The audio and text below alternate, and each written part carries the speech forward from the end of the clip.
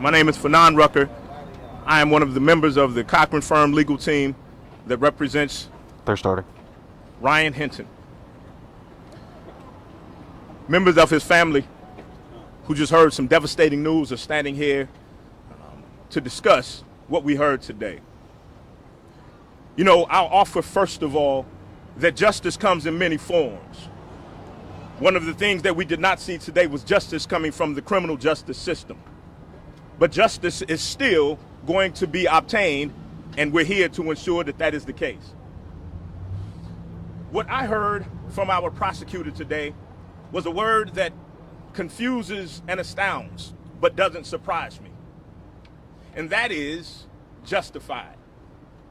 The prosecutor said that she ruled that this was a justified shooting. But what have we not seen?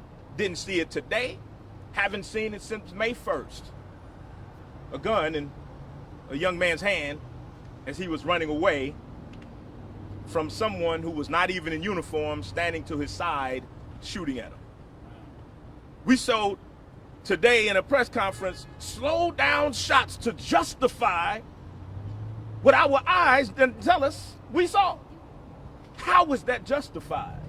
What we saw in a press conference today was conversation about a young man who with his friends were somewhere in Kentucky beforehand and what he was wearing at another time.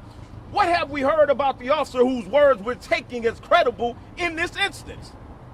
All I heard were letters referring to people's names, including someone who took the life of another person. Justified? That's not our position. And that's certainly not the family's position. What we know is when we talk about our court system, the most important piece when it comes to obtaining justice is the credibility of those involved. Credibility comes when we look at physical evidence like videos and still shots and body-worn camera. Credibility is established when you look at the records of those who were giving statements. What is the record of the primary officer here who pulled the trigger and shot, as the chief said, in the chest when we know it wasn't the chest, it was the side? What is that officer's background? We know it. And we know his jacket with the Citizens Complaint Authority and with internal investigations is not empty. And we ask the question, why is his word the credible word that the prosecutor's office is willing to take in such a serious matter? We don't think it should be. And we express to you today that justice will be obtained. Two of the things that we want to press today about what the prosecutor did. First of all, we obviously disagree with the idea that this was justified. Second of all, there are neighboring jurisdictions who take every serious police case, shooting, homicide to the grand jury to let citizens look at the evidence and make a decision whether the charges are appropriate. For the prosecutor's office to unilaterally decide based on the reading of the facts and based on the reading of the law that they shouldn't even present this should have been presented to the grand jury. In 2020, after George Floyd was murdered, Governor DeWine proposed several amendments to our state law policies. One of those state law policies that with serious shootings or homicides involving police officers, that an independent body be the investigating, not the entity that was at the source of the shooting itself. We believe that those ought to be the policies that our office in this county ascribes to. Transparency, trust, a system that people believe in. That's what helps to get there. But unilaterally deciding that this is justified and that this shouldn't even go to the grand jury, that doesn't feel like justice. And it certainly doesn't feel to this family like this was justified. We will, in the coming weeks, be presenting our argument to the courts. And even though a group of citizens didn't have the opportunity in that building to decide whether criminal charges should be filed, we believe that a group of citizens should be the ones to make the determination of whether or not, in the eyes of the civil courts, that the tragic death of young Ryan Hinton was not justified. And we intend to advocate for that position as loudly, as strongly,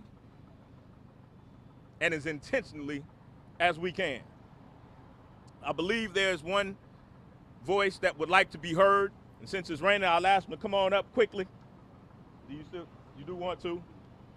This is a voice that you've heard before. This is Ryan Hinton's brother, cousin. That's what I said. It's his cousin. He's been at the other press conferences, and he does have a brief word that he'd like to offer. Yeah, I just, like I said, like he said, I'm his cousin. I'm Marlon. Ryan, my little cousin. I just want to say, Ryan, we miss you. We love you down here. We all miss you and love you, man. Like, more than you know, bro.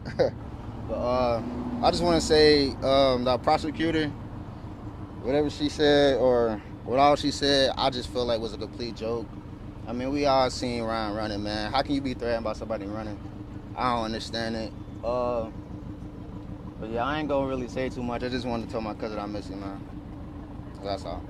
Thank you. Mr. Rucker, you implied that you know the officer's name, and talk more about how do you know that his jacket has some marks? We've been investigating this case since May the 1st. We have access to a lot of information that has not been made public. In fact, all I heard today was letters referring to police officers' names. We know the names, and we know their histories, and we know that their credibility should not be accepted simply because they made statements, this one in particular, about what happened. And we intend to put that before a group of citizens who can help to make that determination, because credibility is extremely important. You reference the courts, or you apply, will there be a civil suit, or how do you approach Absolutely.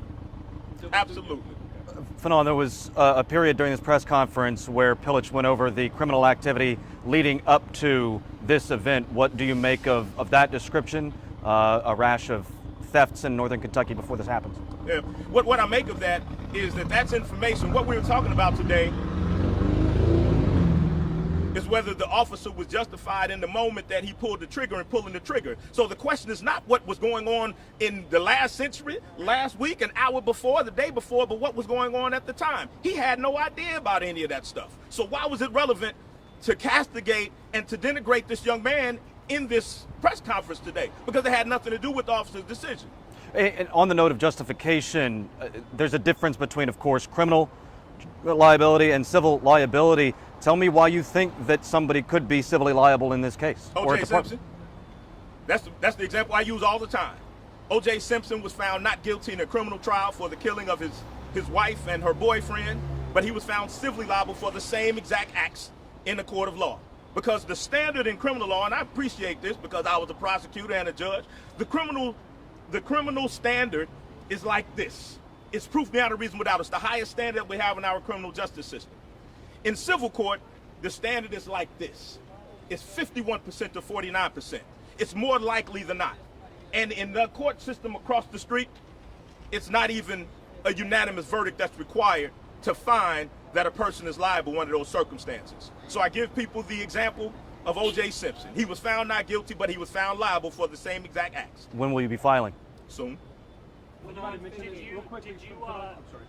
mention that you believe the officer who fired the shots was not in uniform?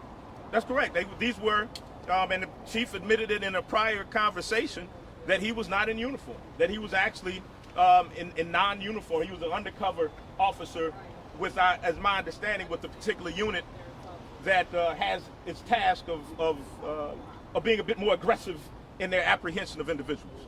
What do you believe a judge or jury will see in a civil case that will cause them to rule in your favor? I think they'll see the law.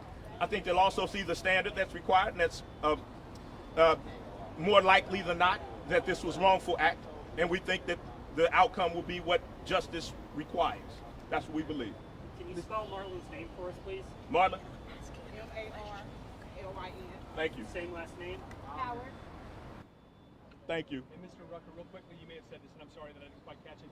Would you is it correct to say you would have preferred she had taken this case to the grand jury, and can you discuss whether that's true or not, or I'm sorry, I don't mean to put words in. Yes, that's absolutely true. Why? Well, whenever we have serious incidences involving the police and the community,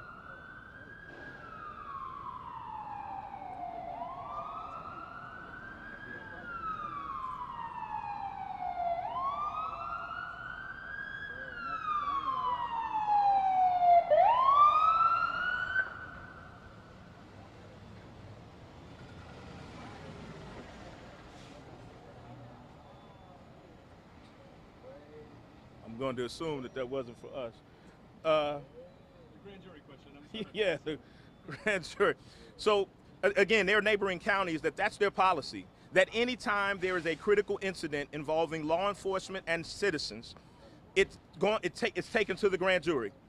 Let a group of citizens, voting citizens who are registered to vote, receive the information, take a look at the evidence, understand what the law is, and let them make the decision whether or not charges are appropriate with the appropriate instruction. It's more transparent. It's cleaner. It helps to build trust, and I think it's a great policy. And she indicated that she considered that, but she just thinks that she moves differently. I won't be critical of our prosecutor in this role that she's in, as we know that she was recently elected to this role. But the finer actions of neighboring jurisdictions should be strongly considered and should be taken, especially when they help promote transparency and trust in the system that people don't always trust or believe is transparent. You talk about her recently being elected to this position. Do you feel this move not to bring it to a grand jury was a political one? I won't dig into the mind of our prosecutor. As someone, I've known her since law school. I think that she has good intentions and good purpose in what she does as our prosecutor. So I won't suggest that any decision that's been made in any of these cases was about politics. What I will suggest is that best practices, and as you all know, I was in the running for that position, and so I looked at a bunch of different policies that our office would run much more smoothly, and I think that that's one that would help to build transparency and trust in the system if all of those types of cases went to the grand jury before a group of citizens. A jury is a group of citizens, so let's take it to the grand jury and let the citizens decide. At least then we won't be complaining about the fact that a single person made the decision that this was justified. Can you tell us today the specific marks you believe there are against this officer? I cannot. I mean, I know them, but I'm not going to do that here. I'll leave that for the lawsuit.